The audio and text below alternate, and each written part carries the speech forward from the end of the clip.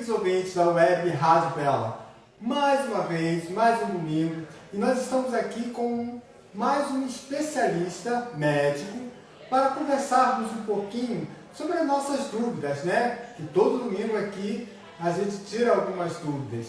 E hoje nós vamos ser contemplados pela doutora Fernanda Santana Gama. Ela é cardiopediatra. Então nós vamos conversar um pouquinho e saber como é que é esse trabalho de uma cardiopediatria. Tá bom?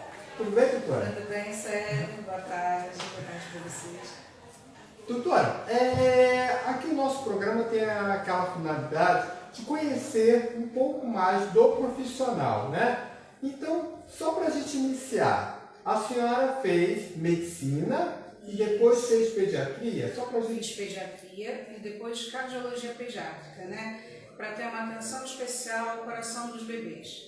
E a gente acompanha desde o período fetal, na verdade eu não faço essa parte, mas cabe ao cardiopediatra, desde o período de feto até a adolescência. Então, nasceu o bebezinho, a gente faz a primeira avaliação, depois, um pouquinho maior, a gente avalia os pacientes que têm suspeita de sopro, os pacientes que vão para atividade física, as complicações do período de infância, como febre reumática, hipertensão, que infelizmente está cada dia mais comum, porque tem muito erro alimentar, sobrepeso, obesidade e muita coisa que antigamente não se tinha, mas que hoje em dia a gente consegue documentar. Principalmente hipertensão, cefaleia, risco cardiológico.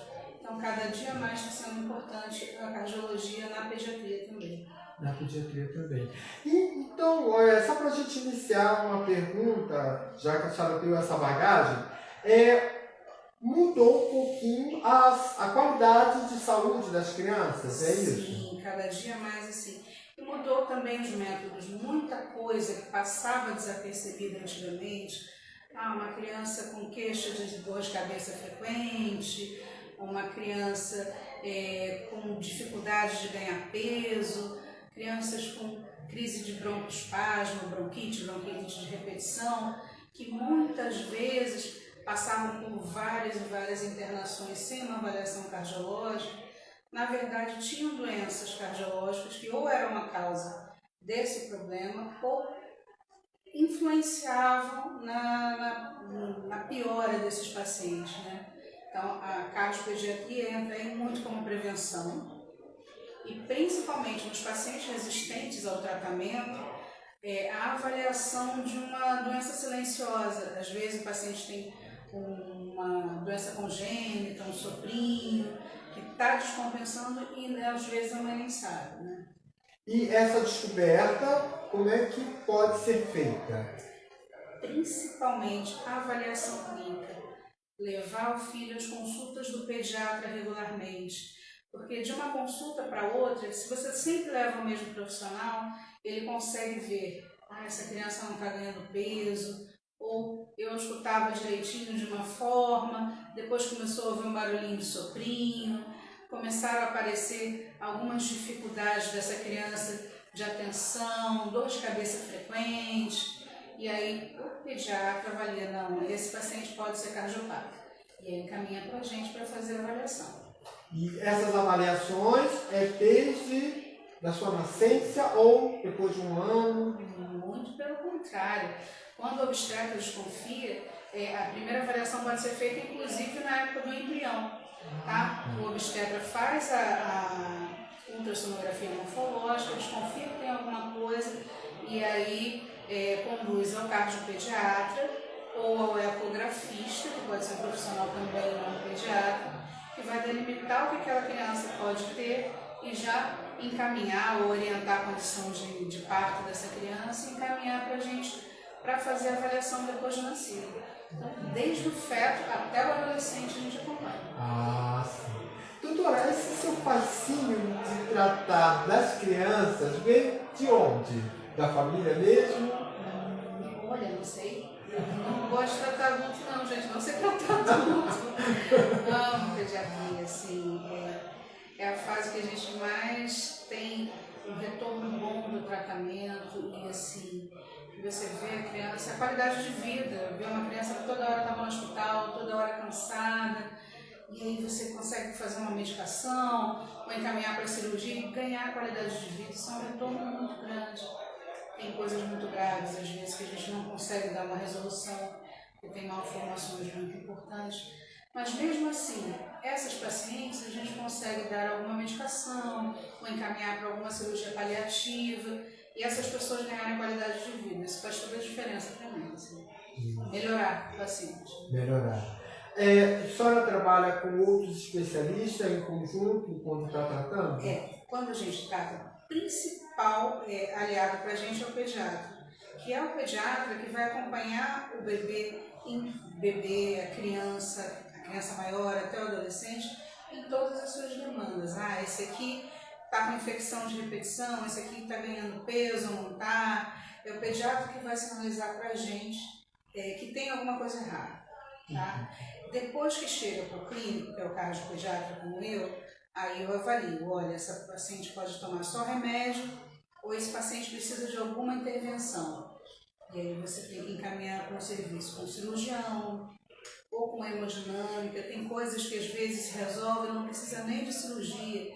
Às vezes só com cateterismo, que é quando passa parece um tubo de soro, passa um catéter e resolve o probleminha no coração.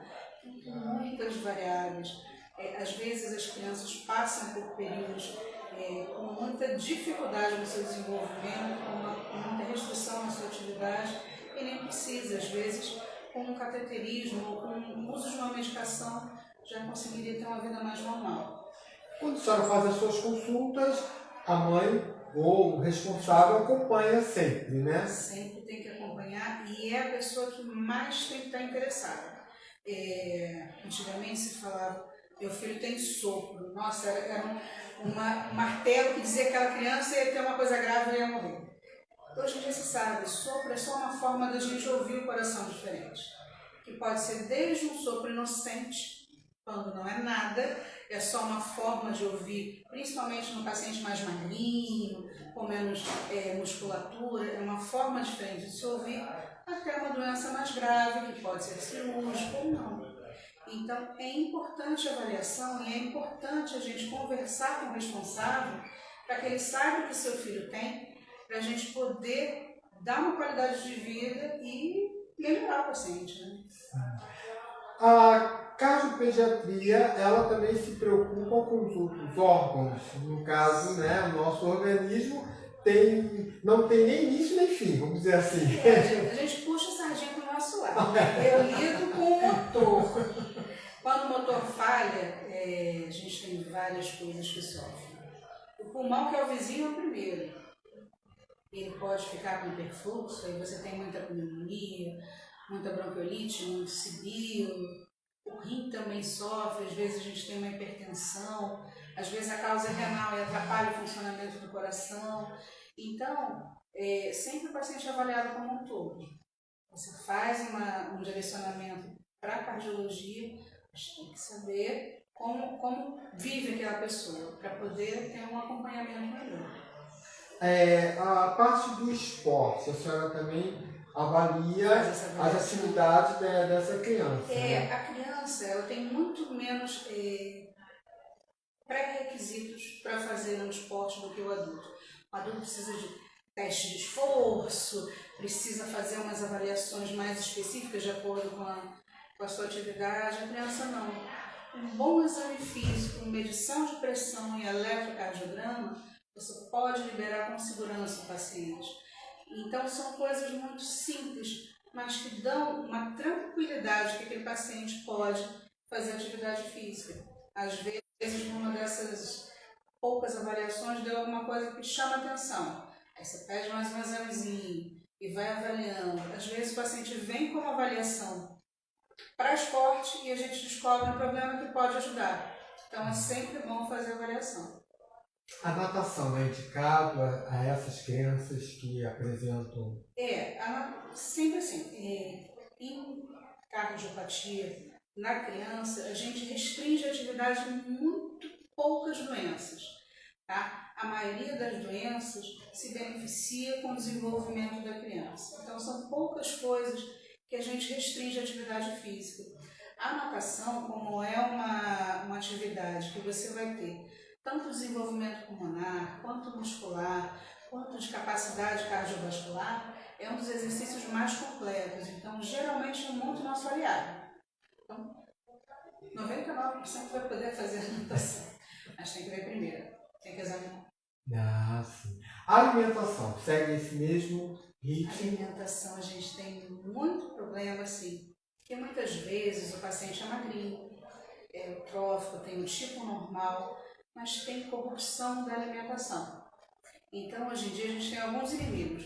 Biscoitos, com excesso de sal, sazon, para nada. Condimentos com salzinho, que são gostosos, mas que acabam com a pressão da gente. Eu vou ajudar para tirar isso. Então, condimentos, caldinhos prontos, tudo isso está muito arraigado na nossa alimentação hoje. Então, o que a gente, de uma outra geração, sofreria depois dos 30, 40 anos, ao longo do tempo, com a exposição desses alimentos e com a alimentação errada, a tendência é a gente ficar mais hipertenso, a ter que tomar um remedinho, cada vez mais pela facilidade das crianças terem acesso a esses alimentos mais condimentados, mais industrializados, eles estão apresentando os efeitos colaterais que eu só fui apresentar agora para 40 e poucos. Então você tem pessoas hipertensas, às vezes nem são gordinhos, mas já tem aquela pressãozinha no limite, tem alterações de colesterol, então é muito importante ter sempre esse controle. Né? Entendi. Então, basicamente, né, a gente tem que ter esses cuidados com as alimentações dos nossos pequenos, né? Quanto mais natural, melhor, né? Sim, sim. E é bom até conversar, né, com eles e botá-los conscientes de que é uma delícia, é muito gostoso, né, esse condimento, esse tipo de alimento, mas não pode exagerar. Também cortar de vez não, né? De vez em quando pode. E na verdade assim, pode, claro. Até porque assim, você não vai conseguir evitar. Hoje em dia você tem o acesso dessas crianças de várias formas na escola, esses produtos são baratos, até delivery, às vezes você dá um mole lá com o celular, o rapaz pede, pega no supermercado, então eles vão ter contato. Agora, cabe a gente decidir o que entra ou não na nossa casa. Se ele tiver 10 biscoitos desse tipo isopor, que a gente chama, muito amarelinho com muito salgadinho, se tiver 10 biscoitos desse em casa, ele vai querer comer os 10. Se tiver um, ele sabe que você só pode comer no final de semana, senão aquilo não vai durar. Então, na verdade, é a gente que vai definir se eles vão poder ou não ficar com esse erro alimentar. E é importante, desde o início, não oferecer em excesso. Né? A criança não vai lá e paga do dinheiro dela um biscoito desse. Então, assim, é a gente que tem que pensar, nossa, tem que ser um alimento rápido, que hoje eu não tenho como fazer um lanchinho. Poxa, mas não pode ser um sanduichinho natural? Será que não pode ser um biscoitinho tipo água e sal, com uma manteiguinha, com queijinho branco? Se você introduzir desde o início uma alimentação menos agressiva, a tendência disso complicar é muito menor. Me fez lembrar uma situação que geralmente os pais fazem isso. Entra no mercado, pega o que você quer comer. Sim, pega. Aí depois reclama que ele comeu, mas na verdade eu paguei por aquilo. Então é um ciclo vicioso. E até porque assim, se a gente acostuma, depois quando você não dá, ele se sente punido. Ele acha que isso é ruim, é alguma represália que você está fazendo contra. Então a questão é assim, claro, com besteira, né? Você é gordinha também, com besteira, mas a gente tem que ter noção do que a gente leva para as nossas crianças, até porque a gente vai formar dali para frente, depois eles vão tomar suas próprias decisões. Mas até que possa, a gente já dá aquela ajeitadinha para não ter complicação. É uma outra situação que eu me lembrei aqui, são as embalagens, né? As embalagens com bichinho, com Chamativo. vários tipos, que eles gostam. Então, às vezes, eles, por gostar Tem daquele... biscoito da Anitta. Eu vi o biscoito da Anitta ontem no mercado. Da Anitta. É desses que você pega a mão e suja de sal, que é ótimo para pressão, faz a pressão ir lá em cima. Tem que a cara da Anitta agora, a gente foge disso, não deixa ver. Tem biscoito da Anitta, esse tipo. Não sabia, realmente eu não sabia. Refrigerantes. Refrigerantes são péssimos. Refrigerante não serve para nada, mas é gostoso. Então, o que a gente faz? É um mal necessário. Assim, você fala, na minha casa não entra refrigerante, mas vai ter festa. Vai ter amiguinho da escola, vai ter lanche da escola. Então, é difícil você impedir totalmente. Mas é fácil você ditar regras. Quando o paciente sabe que, olha, refrigerante não é a minha água, eu tenho que beber água todo dia. Se eu não beber água, eu não posso beber refrigerante.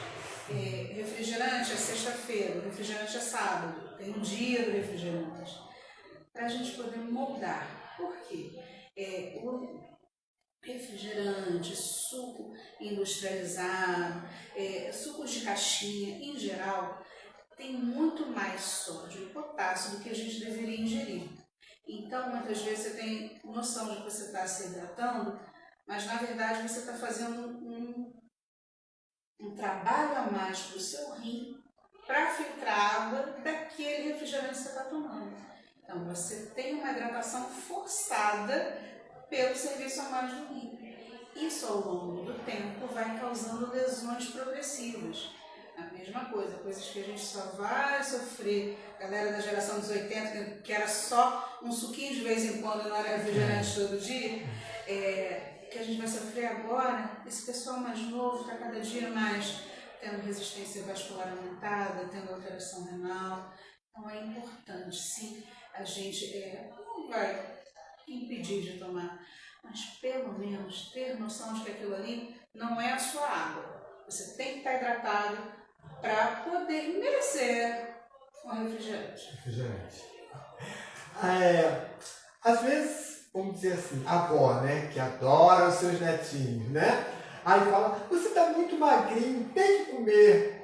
Mas é bom ela acrescentar o que ele deve comer, né? E outra coisa, respeitar seus biotipos. Porque muitas vezes as mães vêm com uma certa ansiedade, meu filho está muito gordo, mas ele não come nada. Aí a gente vai conversar, na verdade não come nada, mas muitas vezes é o biotipo. Às vezes você tem uma família toda gordinha, às vezes você tem uma família mais magrinha, e que naquela criança, como não tem muita musculatura, a magreza fica mais evidente, então às vezes, muitas vezes as pessoas, nossa, está muito magrinho, está doente, mas é importante uma avaliação. Magrinho, saudável, está ótimo, perfeito, não precisa de dieta nenhuma. Gordinho, saudável também, ótimo, perfeito, pode brincar. Conforme for entrando no estirão de crescimento, vai se adequando, a gente só evita os excessos. Sim. Realmente, né, isso que a senhora Paulo, eu já percebi nas minhas sobrinhas, né, gordinhas, quando estavam nos seus 3, 4, 5 anos, quando começam nos 7, 8, já começam a moldar o corpo. Que é mais ou menos o biotipo da família, né? E assim, a gente tem algumas exceções, mas muitas vezes você vê a mãe muito preocupada, ou a avó muito preocupada com aquele magrinho, mas aquele magrinho não interna, aquele magrinho não tem doenças de repetição, não tem dificuldade na escola. Então, muitas vezes, você vai no pediatra, faz avaliação, olha, as taxas todas direitinho, não tem anemia, não tem nada. Então, é magrinho, parabéns. Gordinho também, gordinho, se não tiver nada errado, glicose está em dia, colesterol está direitinho, está conseguindo brincar, correr, perfeito. O importante é acompanhar, para não deixar, às vezes, o início de uma doença evoluir como uma cascata e a gente só conseguir tratar esse paciente quando realmente já estiver muito avançado. E ali é muito mais difícil, né? Bem mais difícil. Cada vez mais, com mais idade é mais difícil. O mais cedo a gente abordar as doenças da criança, mais fácil para o resultado. Doutora, quando a senhora faz as suas consultas, faz os exames, né, cardiológicos, Tem alguma mensagem que a senhora sempre passa para a mãe ou para a criança? Sim, principalmente os pais são os nossos maiores aliados, tá? E a criança também tem que ter noção da sua doença.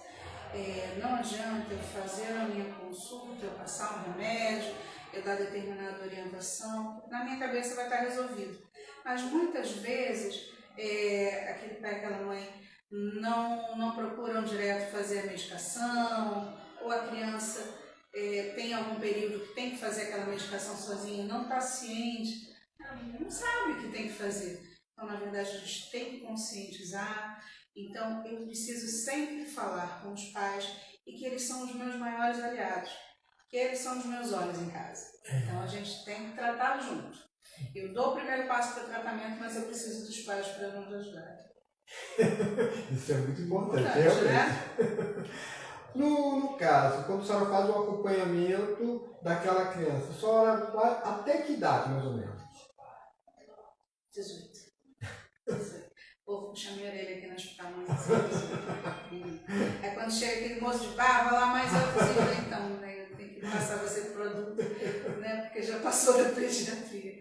E é isso mesmo, a casa de pediatria, o certo é ir desde o período fetal até os 18 anos.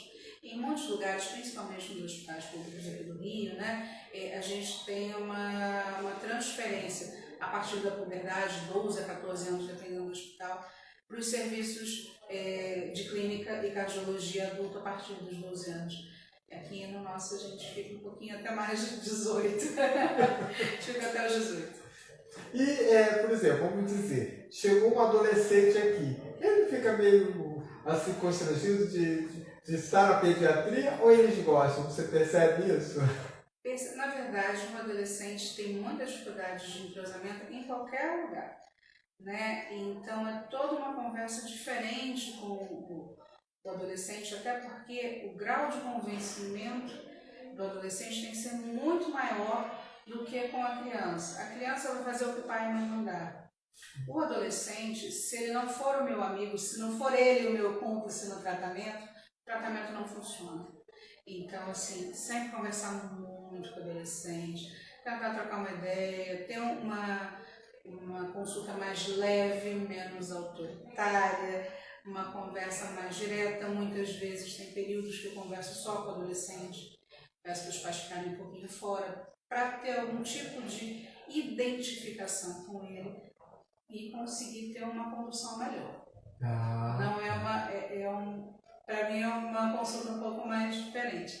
E aqui, como a gente tem muito follow-up, que a gente chama, acompanha os pacientes que já foram internados, muitas vezes eu acompanho um paciente desde da pediatria até liberar ele com 18. Então eles já criam uma cumplicidade já porque cresceram me vendo. Né? Já sabem, né? Já sabem. E também com uma vozinha doce que ela tem, né? O jeitinho de falar, de conversar. Mas puxa também não precisa. Às vezes sou brava. Também não pode ser, né? Totalmente. Doutora, mais uma pergunta. Às vezes, as questões que nós já falamos aqui, né? Da alimentação, dos exercícios que são necessários,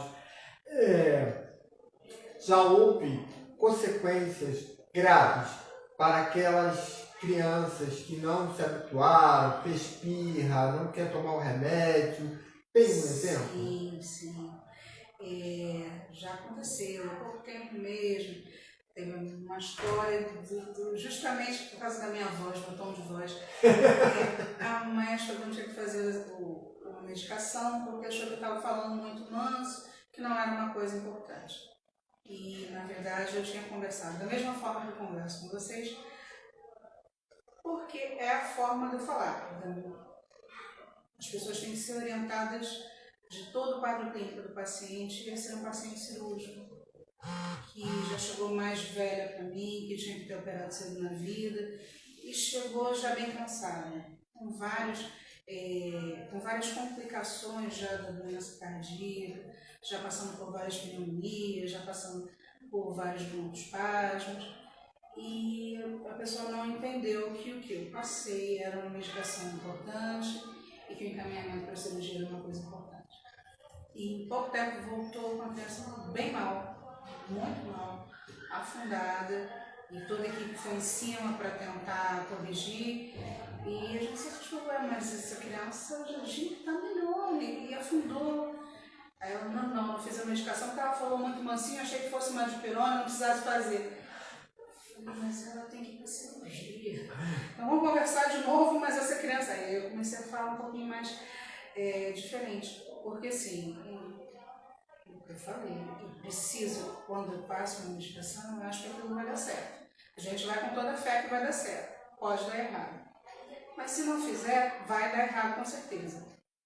Então complica.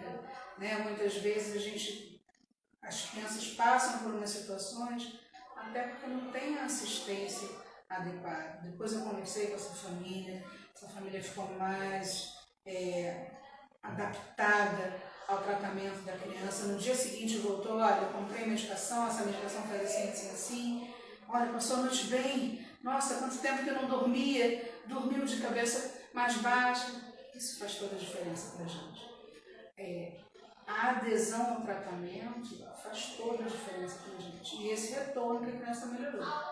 Essa quase passou muito mal, só porque ela não acreditou na minha voz, que ela tinha que ser mais brava. Daí foi muito massa. Mas a vida vai ensinando a gente, né? A lidar com o outro, né? Porque lidar com o público é diferente, né? Para cada um é uma diferença. Mas a gente mantém o nosso perfil, né? Porém... Sim, eu acho, eu sempre fui muito mais adepta a conscientizar a pessoa do que ser agressiva. Eu acho que no momento que eu falo agressivo com o meu paciente, com o acompanhante do meu paciente, que tem que ser meu cúmplice, muitas vezes o cara entra num combate. Eu não vou fazer só porque ela mandou. E não é isso. Eu tenho que ganhar a sua cumplicidade, você entendendo o quadro da criança e não mandando você fazer alguma coisa. Eu não mando nada, eu sugiro que você faça para melhorar a criança. Doutora, quando a gente fala muito de coração, né? Vou morrer de coração. A criança deve ser evitado o susto, não é isso? Brincadeiras que elas levam susto ou não? Não. O que acontece? Se tinha muito essa história do susto. O que acontece? A gente tem alguns tipos de reação do nosso corpo. Quando você leva susto, você tem a reação de fuga. Então, tem vários órgãos da gente que são estimulados ao mesmo tempo. O coração bate mais forte para dar mais energia, o pulmão insufla para você poder correr, os músculos se aquecem para você poder correr. Então, é uma catarse. Quando você tem um susto, seu corpo se prepara para a fuga. Então, é uma sensação ruim. E nas pessoas que já têm uma arritmia cardíaca, que é quando o coração não tem um compasso normal, não é acelerado, não é frequência alta, é quando o coração não tem os batimentos de forma ordenada, esses pacientes podem sentir um desconforto muito maior e, nos quadros graves, desencadear uma arritmia verdadeira. Tá? Isso é extremamente raro na criança. Tá? Para você ter uma doença com arritmia, que um susto leve a toda essa cadeia de desconforto e faça uma arritmia grave, já é uma criança que é cansada, que provavelmente tem um coração grande, que provavelmente tem dificuldade de atividade física, aquela criança que não brinca, fica quietinha porque todo mundo correu, ela dá 2 passos, melhor não, ela cansa e volta. Então, hoje em dia, você não chega nesses extremos na criança, tá? Da arritmia grave a ponto de não poder levar susto. Então, eu faço essa primeira avaliação, eu sempre brinco com as crianças, assim, ó, esse pode levar susto, pode dizer não. Se tiver ataque é de perereca, não é do coração. A gente sempre fala isso. Mas tem que avaliar primeiro para dizer o que cada um tem. Eu fico preocupado, às vezes, com algumas brincadeiras os responsáveis pela criança, que jogam a criança para cima e segura. Tem alguma opinião em relação a isso? que a criança está rindo. Aí a pessoa acha que está feliz. Tem muitas, não como cardiologista, como um ser humano, assim, não faça. Porque tem muitas complicações disso. O crânio da criança, ele é mais molinho, tem as moleiras nas fontanelas.